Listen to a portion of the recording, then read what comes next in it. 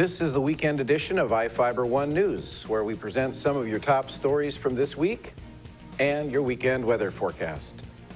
It was a quiet end to the work week along the Columbia Basin, but we do have changes in store for the weekend. I'll have all the details in a bit. Stay tuned for more on this weekend edition of iFIBER 1 News.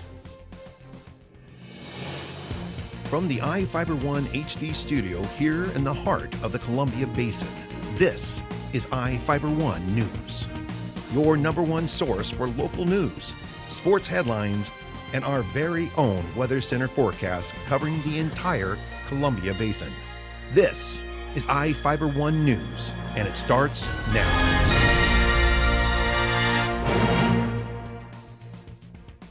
One of our top stories for this week was about the progress on the Columbia Basin Technical Skills Center. Here's Jeff Chu with the story. The Columbia Basin Technical Skills Center is seeing some finishing touches as it approaches completion, according to its director. We are at the final stages. We are about 90% complete. There's supposed to be, April 3rd is supposed to be substantial completion with final completion on May 3rd, if all goes as well. We hope to have students in here starting April 15th.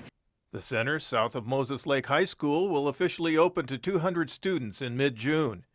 It will house educational and training programs that can translate into local skills-based jobs. Job training to be offered include advanced manufacturing, culinary arts, video game programming, entrepreneurship, life sciences, and global health. Other training offered will be multi-crafts pre-apprenticeships, pre-engineering, professional medical careers, cosmetology, welding, and automotive technology. Those programs are full at 22 students per session, so that's 22 in the morning, 22 in the afternoon, and if we can get a third session, 22 in the late afternoon. And it all depends on how many students sign up. So this building is full with approximately 200 students each session. We will open for our first session of summer school on June 16th, and it goes until July 2nd, and then we'll start a second session of summer school that starts on July 7th.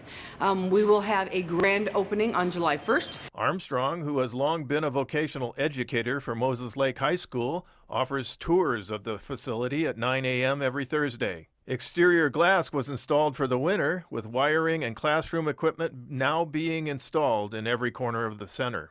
CB Tech, as it is called, will be mainly powered by a solar array. On the top of this building, there are 150 solar panels. The Grant County PUD has to buy back $5,000 worth of alternative energy from those solar panels.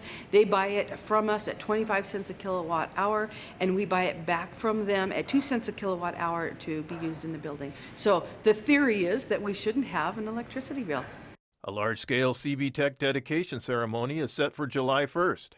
That will be dignitaries from around the state, people that have really worked hard in the last few years to get the funding possible, and that they've been over and visited legislature and our representatives that have made this happen. Armstrong said the center ranks #1 in the state. This is the newest skill center. The last two that have been funded are CB Tech, and then Walla Walla was funded for a very small skill center. I believe they have 4 programs. So this is the premier skill center in the state right now. It's the newest, and it has the most up-to-date industry equipment in it. I'm Jeff Chu for iFIBER 1 News. Thanks, Jeff.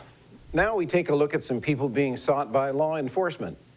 Each of the people you see here has warrants for their arrest and is wanted by various law enforcement agencies. If you see any of these people, the Department of Corrections asks that you do not attempt to detain or apprehend them, but to call police. You can also call the Department of Corrections at 509-764-6180 during the day, or 509-762-1160 after 5 p.m. We'll be right back after this.